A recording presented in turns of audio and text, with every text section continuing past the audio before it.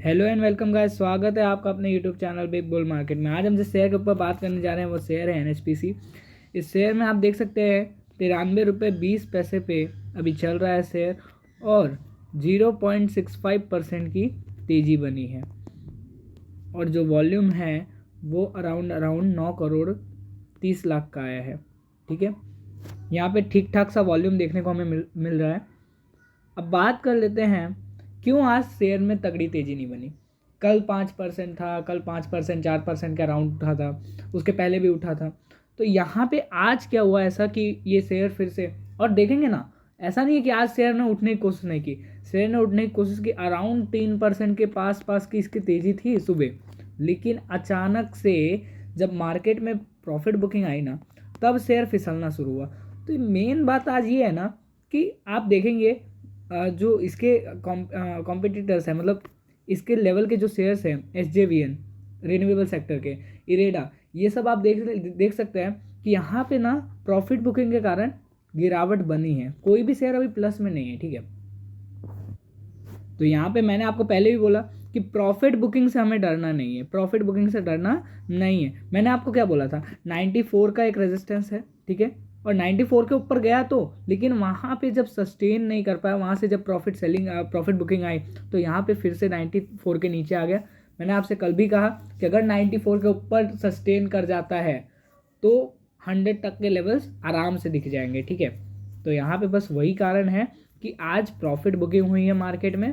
ठीक है, सुबह मिड कैप इंडेक्स अच्छे से मतलब तेजी में उठा, 200-250 पॉइंट ऊपर उठा। अब देखेंगे 180 पॉइंट 170 पॉइंट फिसल के नीचे आ गया। ठीक है, तो यहाँ पे प्रॉफिट बुकिंग हो रही है।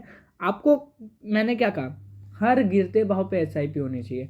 आपको यहाँ पे भी मैं ये भी बोल रहा हूँ ना कि जिन्होंने मेरे कहने से नीचे के भाव से अगर ऐड भी किया होगा तो वहाँ पे उनको इतना बड़ा लॉस नहीं हो रहा होगा। ठीक है, तो हमें क्या है, अभी भी हमारा प्रॉफिट बना हुआ है। हमें क्या करना है, सिर्फ प्रॉफिट के समय हमको होल्ड करके रखना। हमें प्रॉफिट के समय डरना नहीं है कि प्रॉफिट के समय यार अब ये इतना गिर गया, 1-2% 3% गिर गया, अब तो मेरा पूरा प्रॉफिट रोइन हो जाएगा तो मैं निकाल लूँ। तो वहाँ पे हमें ये चीज़ नहीं करना है। हमें क्या करना है, हमें सिर्फ और सिर्फ ऑपरेटर माइंडसेट, क्या कि हमने नीचे से अगर पकड़ के रखा है तो अब कुछ भी हो जाए स्टॉक ऊपर जाएगा ही जाएगा। ठीक है, और अगर टेक्निकल बेसिस पे आपकी एनालिसिस सही है तो 100% स्टॉक ऊपर ही जाना है। क्यों जाना है, क्योंकि मैंने आपको फ्यूचर और ट्रिगर पॉइंट्स इस स्टॉक के बता दिए कि रिन्यूएबल सेक्टर में स्टॉक का सरकार का फोकस है। ठीक है, बजट में इसके रिलेटेड बड़ा अनाउंसमेंट हुआ। ठीक है, और मेन बात यह है कि अगर सेम गवर्नमेंट आ गई तो आप समझ रहे हैं कि 2029 तक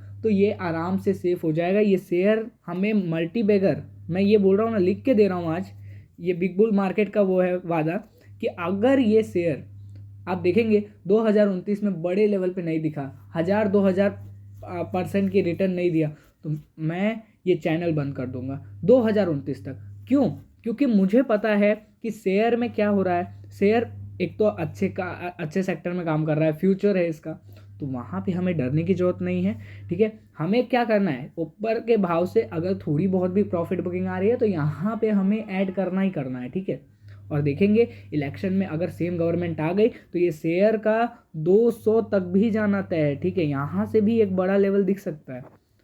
जिसको बाय करना है वो फोकस कर सकता है गिरावट में। ठीक है, ऐसी कोई बात नहीं है कि स्टॉक और 5% गिर जाएगा तो 5-6-10% तो ऐसा नहीं करना चाहिए। क्यों नहीं करना चाहिए, हाँ, अगर मार्केट में प्रॉफिट बुकिंग आ गई तो वहाँ पे हम नहीं कह सकते कि प्रॉफिट बुकिंग आ गई है तो फिर लाजमी सी बात है ये शेयर भी गिरेगा।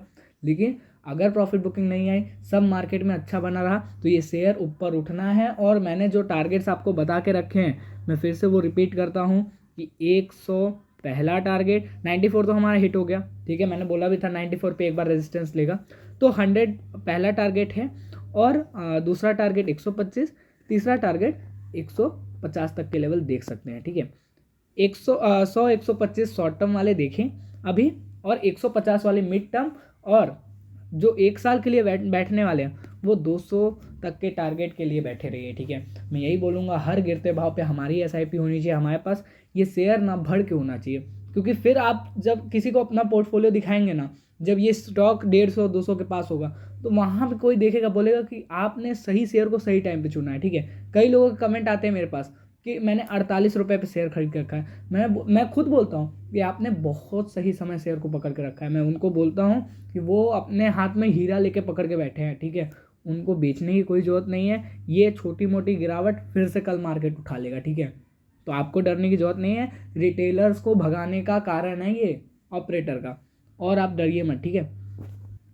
बड़े टारगेट के साथ बने रहिए, ठीक है। इस शेयर में बाइंग करने वाले फोकस कर सकते हैं।